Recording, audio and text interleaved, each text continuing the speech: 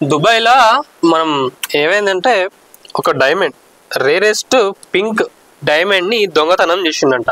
అది ఎంత కాస్ట్, దాని ప్రైస్ వచ్చేసి $25 million.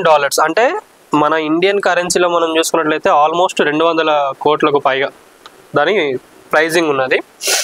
సో మన అక్కడ చూసుకున్నట్లయితే దుబాయ్ పోలీసులు కూడా ఇక మన అందరికి తెలిసిందే మంచి సెక్యూరిటీ పోలీసులు కానివ్వండి, ఎక్కడ సెక్యూరిటీ చాలా బాగుంటుంది అంటే దుబాయ్ అని చెప్పంటారు చాలా మంది. ఫస్ట్ వితిన్ 8 hours మొత్తం అక్కడ 3 దొంగలు ఎవరైతే ఉన్నారో వాళ్ళందరినీ కూడా పట్టుకోవడం జరిగింది.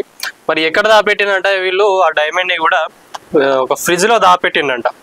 సో అంత డీప్గా వీళ్ళు వెళ్ళి కనుక్కోవడం జరిగింది. అది కూడా ఎట్లా అంటే వాళ్ళ అడ్వాన్స్డ్ సర్వేలియన్స్ ఏదైతే ఉందో వాటన్నిటిని కూడా యూజ్ చేసుకొని కొన్ని హవర్స్లోనే మళ్ళీ వేరే దేశాలకు దాన్ని స్మగుల్ చేయకముందే దుబాయ్ పోలీసులు కూడా వెంటనే 200 కోట్ల విలువైన డైమండ్ని పట్టుకోవడం జరిగింది.